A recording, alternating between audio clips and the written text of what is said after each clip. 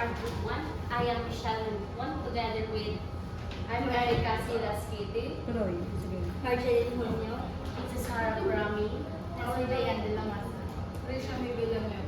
And we are honored to present our study entitled Effect of Absenteeism, its Relationship to Academic Performance of Elementary Grades, Malasiki, Agno Valley College, Malasiki, Pangasinan, Academic Year 2025-2026.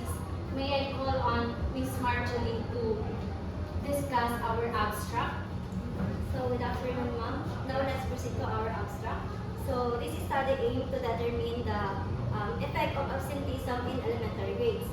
So academic performance of grade 5 and grade 6 at Amalansique Agno Valley College, it used a qualitative descriptive correlational designed with 23 respondents, and data were analyzed using frequency, percentage, mean, and person harm.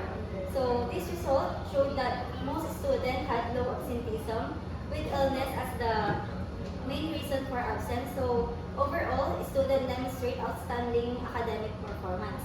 So let's proceed to our Okay, dire-diretso to na. our chapter 1 introduction. May I call on Miss Michelle Manipon. Okay, direct to the point. Tell me, did you tell the title already? Yes, ma'am. Okay, tell me the purpose of your research. Purpose, I want the purpose. The purpose of our study is to determine if if meron nga bang relationship ang absenteeism, ang pag-absent ng bata sa academic performance ng mga bata, kung nakaka-apekto nga ba ito sa pagbaba ng kanilang grades. Right? And sa the background of study naman po is focus po dito yung importance po ng school attendance po sa academic performance ng mga students po. Okay. Kapag po regular po pumapasok ang mga student po is mas maintindihan po nila yung lessons.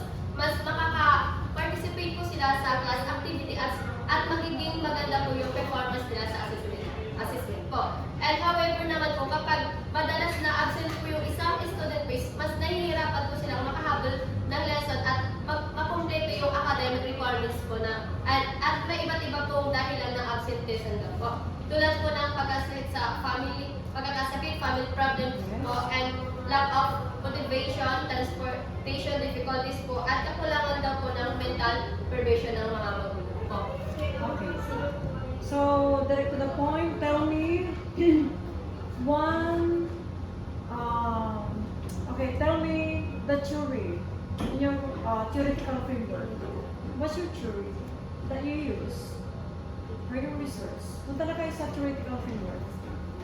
Anong theory ang pinagbasehan ng study mo? Okay, part ng introduction niyan actually, ano, pero we need to move on. Next. Okay. Ma'am, yung sa ano po, yung sa main theory po namin, yung supporting po ng study sa time on task theory po by Carroll 1963 po. Okay, Yung okay. theory po na ito is ano po, directly related po siya sa amount of time ng student, and then nag-expend po siya ng mga academic tasks. Alright. So, pakibasa mo nga ng buo yung theory na sinasabi niya. According to Carroll by 1963, one of the theories supporting this study is the time on task theory. So, this theory states that learning directly related to the amount of time students spend on academic tasks. Students attend school regularly, have more time to engage in lessons, activities, and practice, which leads to better understanding and improve the academic performance. So, on the other hand po, students who are frequently absent is valuable learning time, which may result in poor academic achievement. Okay, so ang narinig ko is about the positive, yung pagiging positive ng pagpasok nila, di ba? Yes, ma'am. Okay, so how about the effect of absenteeism? Ma'am, ayun nga po yung sabi ko kanina po, pag palagi pong absent yung mga students po is mahihirapan po silang makahabol sa mga lessons. At yung sa makakahabol din po sa mga requirements, gaya po ng mga portfolio po, mga quizzes din po. clarified. Okay? Now we need to move. What is the method that you use in your research? What's the method? Quantitative, qualitative, or mixed? Quality. Qualitative. So you use what kind of a question? Did you interview them? Ma'am, ano po? What? Sino may ano ng methodology? Ma'am, ano po, sa methodology daw po, ito po yung pananalisis na nagpapaliwanag kung paano sinasagawa yung pag-aaral. Ito po yung blueprint or plano na kung paano ginagawa yung research. Okay. So, anong ginamit nyo? Qualitative? There is a question and answer? Open-ended question? Or close-ended question? Which is talking about yung quantitative. Ano ba ginamit nyo sa questionnaire ninyo? Likert skill and that? Did you interview? That is Yes, from yes. Okay, so By using surveying so you use qualitative. Yes, Good. Okay, what I'm asking is, how did you do it? Is it through interview or through questionnaire? Questionnaires po. So will you give me an example of a question in your questionnaire? Ma'am, for example po, sa part 1, sa part 2 po namin, ma'am, yung sa frequency of absences. So, number 1 po namin dito is, how often do you miss school in a month? So, Okay. our choices po namin dito is, never, 1 to 2 days, 3 to 5 days, and more than 5 days po. Do you think it is under the qualification of qualitative method or quantitative? Qualitative. How did you know that it is qualitative? Because in qualitative method, there is a kind of a question to be answered personally by the respondents. If there are choices like what you have read a while ago, there are options. Okay? So hindi siya qualitative, quantitative. So ang qualitative, may question, walang pagpipilian ang respondents. Siya mismo ang mag-voice out. Okay? Did you do that in your interview? At kayo ba ay nagsulat o sila yung sumagot? Sila sumagot. Okay, silang sumagot? Kami gumawa po ng Silang sumagot syempre, pero ibig sabihin, ano yung ginamit ninyo? Question without choices? With choices po. Oh. Quantitative yun. Quantitative yun. Kasi ang qualitative, wala silang choices. Sila mismo ang mag-express ng kanilang saloobin. Okay? Ngayon, kung hinaluan ninyo ng qualitative yan, mixed method, na ibig sabihin, doon sa number 1 question ninyo na may option, may choices, may follow-up doon sa baba, na may tanong pero walang pagpipilian. Silang sasagot. Mayroon mo kayong ginawang gano'n.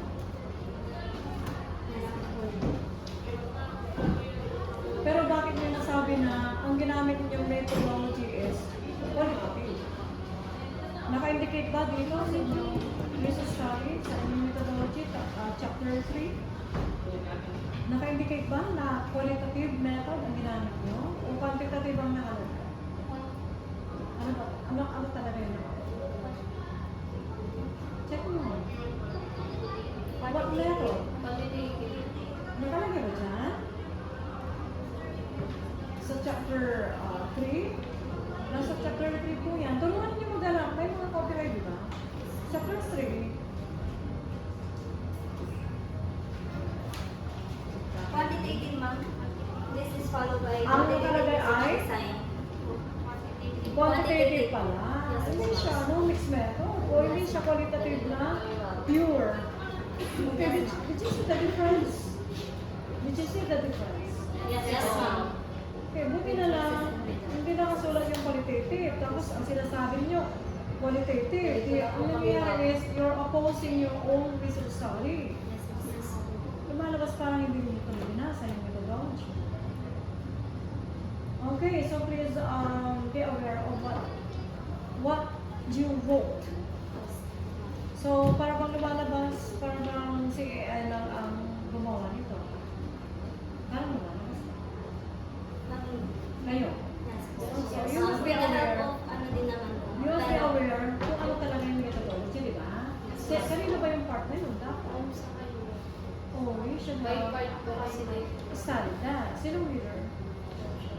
And also, you have follow-up. You should have follow-up them. Yes, ma'am. Kung ano talaga yung naintindihan nila. Okay, now, let's go to the next one. So, ilan yung respondents niyo? 23 po. Okay, 23. So, ilan yung lagi umaabsent? Ma'am, ano po siya? Yung sa attendance po nila, ma'am, ang halos uma-absent po, ma'am, is nasa ano po, nasa Ilan sila? dalawang learners lang po, ma'am. Meron po siyang 8.7%. Dalawang learners lang. Yes po. Yung marami pala-absent. po. Yung pala-absent. Yes, Right? ma'am. That's a good news. So, ibig sabihin, ilan yung respondents niyo ulit? 23 po. 23. So, 21 ang yung regular Regular po yung attendance. nagpasok nila, ma'am. Most of them, ma'am, meron po mga family problems or sakit. Yung dalawa na yun. Yes po, ma'am. Okay. Pero kahit sino may family problem, di ba? Yes, Pero yes. nakamanage noong 21. 21. Namamanage din na. Anong grade ba ito? 5 and 6 po. So, medyo wala na kalakal grade na isa, di ba? Yes, ma'am. Pero we need to still keep on monitoring these children kasi may tendency na baka mapabarkado sila, di ba? Yes, yes. Okay, doon na tayo sa recommendation. Pero matapos nito, anong nire-recommend ninyo? Kasi So, hindi ba siya recommend pala eh. Dadalawa lang yung pala-absent eh. Anong recommendation? So, ang marirecommend ko lang po is mag-is. Sa kanilang attendance po is kailangan po nila itong ma-maintain para sa ganun is hindi maka-apekto sa kanilang academic performance ko. Okay. So, consistency. Ang tawag dyan. Yes, ma'am. Maintenance consistency. Okay.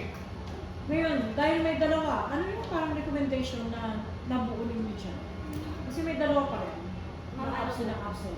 Ma-maintain po nila yung regular attendance para po ma-improve yung mga sustained academic performance po nila. And then, sa teachers din po, ma'am, dapat po mag-provide po sila ng mga engaging lessons na makakasupport po sa student and sa mga nakakamiss po na klase. And then, first ay, pangatlo po is sa parents po. Dapat po, meron po silang guidance na binibigay sa mga anak nila para umattend po ng school regularly yung mga anak nila.